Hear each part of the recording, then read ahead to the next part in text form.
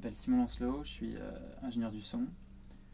Je travaille comme assistant au studio Ferber à Paris et je suis ingénieur mastering ici chez moi à Fontenay-sous-Bois, dans ma cabine. Dans une cabine de mastering, l'élément principal, vraiment, c'est l'écoute. Donc ça va être le système d'écoute, les enceintes et l'acoustique. Les cabines de mastering sont très étudiées acoustiquement, c'est vraiment pas des pièces lambda.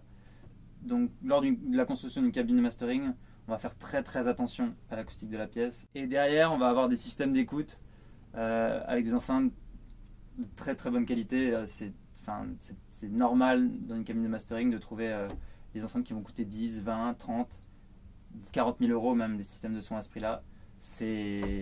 On va dire que c'est logique, puisqu'on se doit d'avoir le système de monitoring le plus précis et le plus complet possible. Et sinon, au niveau process, souvent on a un mélange entre des plugins et numériques qu'on va avoir dans l'ordi et une chaîne analogique. Donc on va avoir conversion, EQ, compression, avec plusieurs EQ éventuellement, plusieurs compressions, des limiteurs, des machines diverses. En fait, chaque ingé crée une palette d'outils avec des couleurs différentes, des qualités, des défauts. Moi ici, la chaîne que j'ai choisie un peu aujourd'hui, c'est assez mouvant, mais pour aujourd'hui c'est comme ça. On commence par l'EQ, c'est un clone, c'est fait maison, c'est un clone de Soundtech qui est une vieille, c'est la première compagnie à avoir fait des EQ paramétriques pour faire un peu le travail fréquentiel. Et donc on retrouve 5 bandes, en gros c'est LR ou MS, on peut travailler en LR, en MS, là c'est en MS. Et donc on va pouvoir toucher différentes zones de fréquence, donc en bas, le médium, l'aigu, et je peux avoir différents facteurs de qualité. Je peux vraiment travailler de manière très précise avec cet EQ. Ensuite, on suit par le compresseur, c'est aussi du fait maison, c'est un clone de compresseur de console 4000 SSL. Là, j'ai les convertisseurs Lavry Blue, donc qui font la conversion analogique numérique. Et ensuite, le limiteur L2 de chez Waves, qui est la version hardware du célèbre plugin que tout le monde connaît. Et après, ça repart dans l'ordi pour la capture. Alors là, pour la démonstration, j'ai choisi un morceau qui s'appelle Turn the Wheel, d'un groupe qui s'appelle Rumble to Jungle. C'est un disque qui est sorti il y a un petit peu de temps maintenant. J'avais fait le mastering et c'est mon ami Simon Marais qui avait mixé ce disque. C'est vraiment cool. Alors, on va commencer par écouter le mix tout seul, sans passer par rien du tout. Je passe dedans en fait, mais tout est bypassé.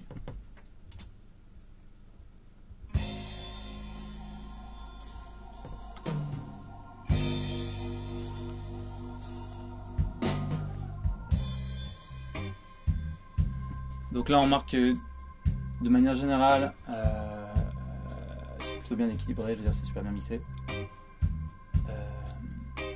Il y a du bas, il y a du haut, il ne manque pas de zone particulière, il n'y a pas eu de problème au mix de monitoring avec des zones de fréquence mis plus ou moins en avant puisqu'il manquait dans la pièce ou l'inverse. Donc là le travail à l'EQ, premièrement ça va être des choses assez subtiles. Dans le sens où je vais désenclencher mes bandes. Alors là je travaille en MS, c'est-à-dire que je vais avoir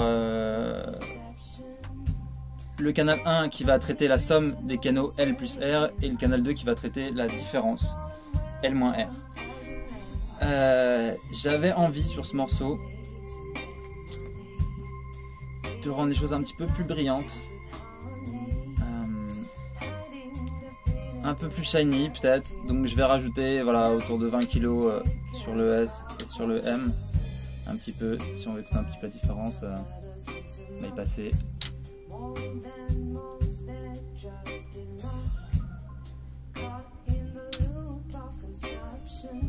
Ça vient rajouter un petit peu de présence, ça fait un peu ressortir les cymbales, ça fait un peu ressortir la reverb aussi, c'est plutôt agréable.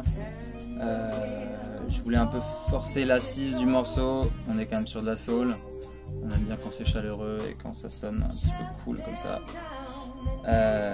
Donc j'ai rajouté un petit peu, c'est pas grand chose, ça coûte demi dB vers 22 Hz.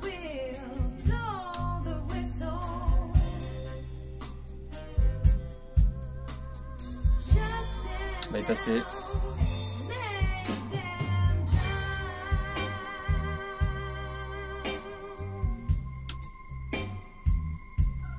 Alors ça c'est des choses assez subtiles, faut dire que c'est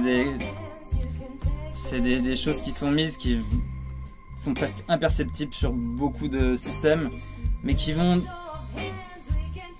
C'est plus les effets, on va dire, qu'on va appeler ça, les effets secondaires de ce qu'on fait sur la musique qui vont être perceptibles en fait. Et ce que je fais en bas, ça va donner une impression de plus cohérence dans le bas médium, c'est un petit peu comme ça que je le ressens. Et je voulais un peu faire ressortir la voix et éclaircir un peu la voix et la snare. Donc j'ai rajouté un peu de, on va dire 1,5 kg, 1 dB 1,5 kg.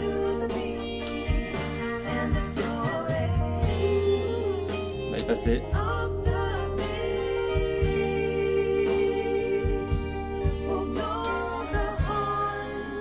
On entend que ça vient éclaircir un petit peu la voix. Les cuivres aussi. Et donc c'est cool.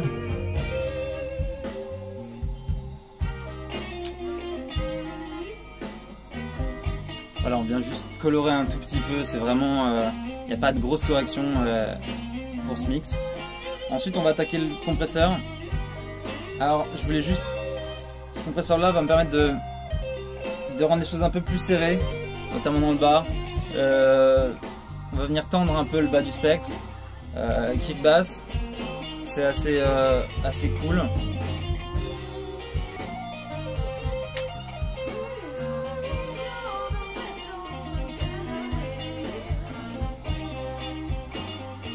On va y passer.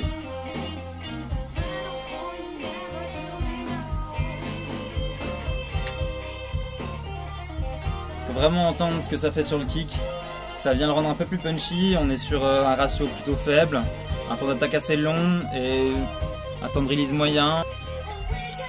Et ensuite on va attaquer le limiteur. Donc là je vais remettre un peu de niveau pour rentrer dans les convertisseurs de manière on va dire un peu plus logique, se rapprocher du 0 dBFS. Je vais renvoyer là où ça sonne un peu fort.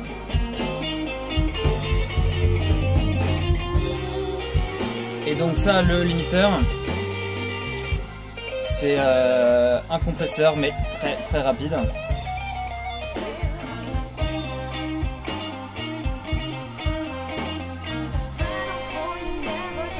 Et donc voilà, ensuite quand je désenclenche le bypass du limiteur en regagnant le niveau, donc là j'ai gagné 3 dB et demi sur ce cas ici, et on va comme ça arriver à des niveaux on va dire niveau cohérent vis-à-vis de ce qu'on nous demande à l'heure actuelle. Donc juste vite fait, comparer ce que j'ai fait aujourd'hui et ce que j'ai fait il y a un peu plus d'un an en fait sur ce disque. Donc ça devrait être très différent, non, c'est un petit peu différent puisque ça fait un petit moment. Donc voilà ce que j'ai fait aujourd'hui. Donc on va prendre là.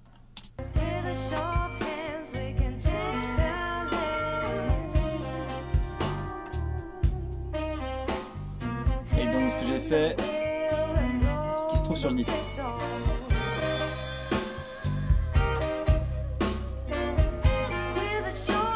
Il y a un petit peu plus de niveau. On est un peu plus tight en bas.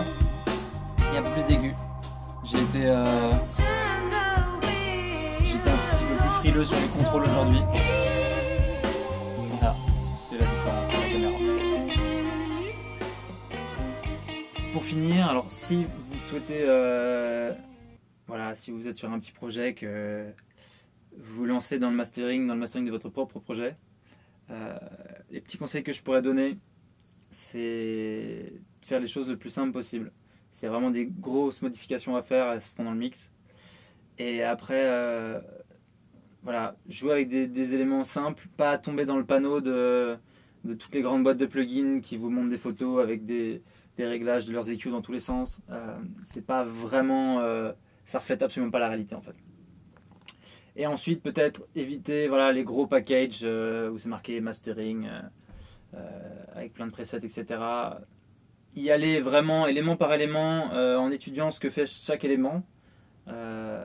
C'est peut-être à mon sens une meilleure chose et ça va de progresser, d'aller plus loin dans le futur. Et je pense que la clé d'un mastering réussi et d'un mix aussi réussi et d'un disque qui sonne bien et qui plaît à la fois aux artistes, à la fois aux techniciens et au public, c'est vraiment la communication entre les différents échelons de la production. Et, et que chacun donne le meilleur de lui-même en respectant le travail qui a été fait en amont.